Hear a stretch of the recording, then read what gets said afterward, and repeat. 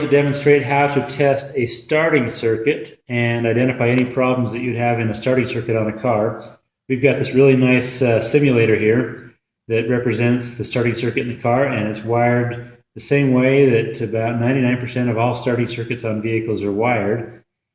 And this test will help you in just a few simple steps know how to identify a problem that's keeping the car from cranking or cranking correctly, and how to isolate it and find out if it's a battery, or if it's a battery cable, or a wiring problem, or if it's a problem with the starter itself. Many people misdiagnose these types of problems, and it turns out that they're actually very simple. So for the beginning here, let's just explain quickly how a starter motor circuit works. The starter motor itself, this motor needs a power and a ground in order to work. The power being 12 volts, the ground being 0 volts. This particular terminal right here on the back of the solenoid is called the M terminal, and this is the power wire leading into the motor. The motor itself is grounded by being bolted to the engine block, which is directly connected back to the negative battery terminal on the battery. So that's how the motor gets power and ground. The solenoid, on the other hand, is what completes the circuit for the starter motor. It closes the switch that turns on the starter motor and also causes the drive gear to move out and engage with the flywheel or the ring gear. The solenoid needs a power and a ground. This little solenoid, it acts like a relay. It receives its power right here on this small wire. It's called the S terminal. When it gets 12 volts here and then is grounded through the case of the starter, grounded the same place the starter is, through the engine block and back to the battery terminal.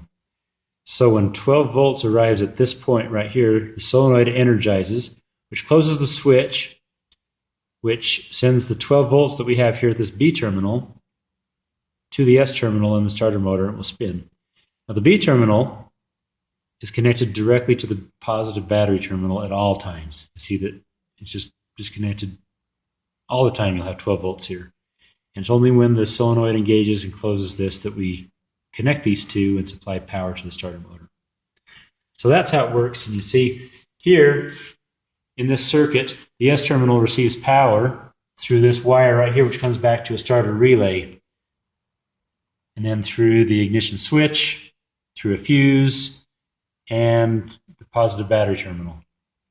So if you get back, you can see the whole circuit here.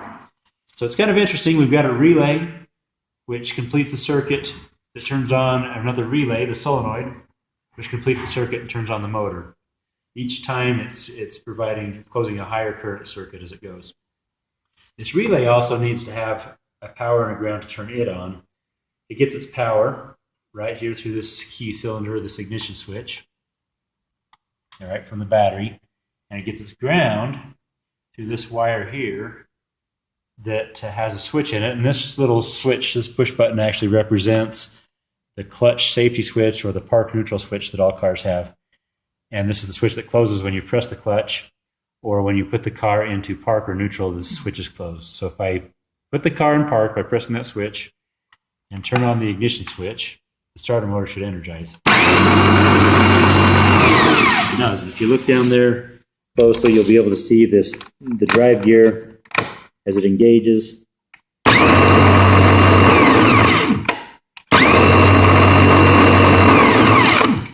Anyway, that's how this starter motor circuit works. It's going to be similar to most starter motor circuits. You'll have to look at your wiring diagram and see the specifics for your vehicle.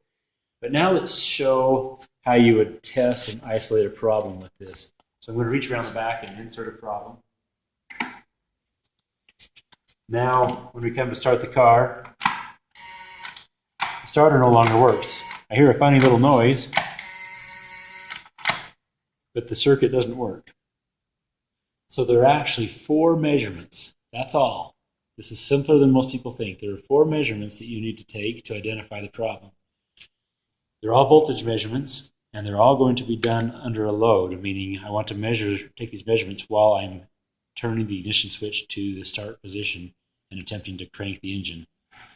So I'll set my multimeter to the volt setting. if I want to do this with without a lot of help, without having somebody else hold the leads, I need my alligator clips on the end here. The first thing I do, step one, is to come to the battery. I'm going to connect my leads to the battery terminals, and I should have battery voltage, which should be about 12.6 volts. This battery is a little bit high. We've got 13 volts, but we won't let that bother us. It should be 13 or 12.6 volts, but this really doesn't matter. What matters is, what is the voltage when I'm cranking? If the voltage falls below 9.6 volts, then I know I don't have enough voltage at the battery in order to start the car. So I'm going to put the car in park, turn the ignition switch on, and watch the voltage. And it dropped. You saw that it dropped to about 13.09. It didn't drop very much, though. So that proves to us that the battery is not the reason this car isn't starting. If it was the battery, we'd see the voltage fall. So there's step one. And by the way, I've got these connected onto the battery terminals, which also leaves the possibility, if the voltage did go too low, it leaves the possibility that there's corrosion between the posts and the terminals here. And so you could avoid that or solve that by simply testing directly on the battery posts. But since we had high enough voltage, we know that there's no problem getting voltage to this point. Now we get to choose one of our wires. Again, back to the starter motor. It really has three wires, or three circuits that we need to test. One is the power wire to the B terminal. One is the ground wire that doesn't really exist. It's not really a wire, but the ground circuit that supplies ground to the starter motor and to the solenoid through the engine block. So this is the case. There should be 12 volts here. There should be 0 volts here.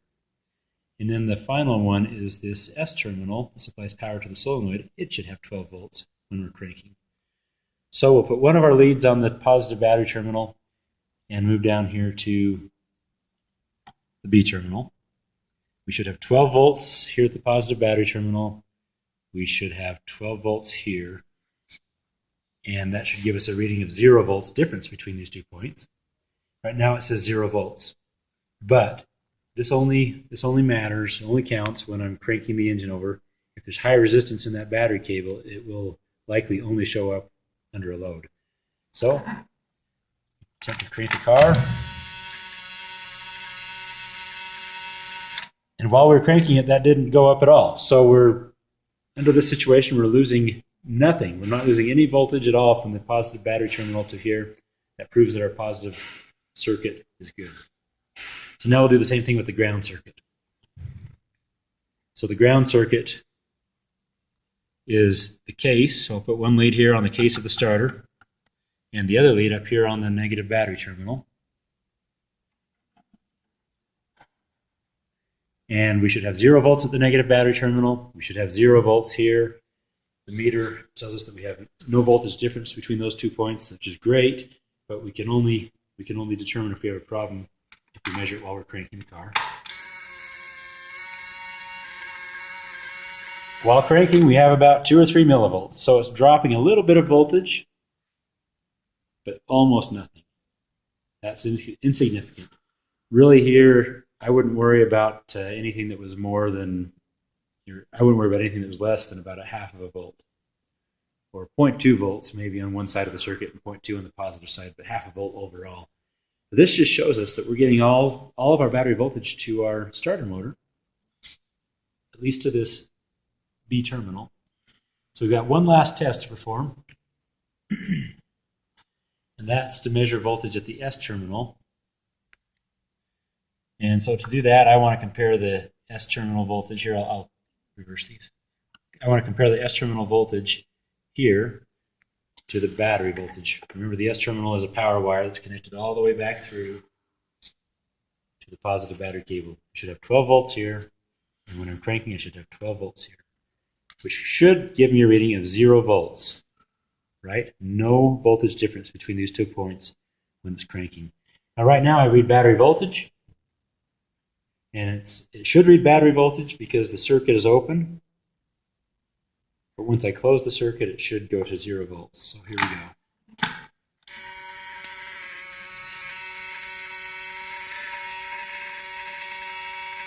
Boy, as I crank that, and it doesn't go to 0 volts as we suspected, or as we expect it to.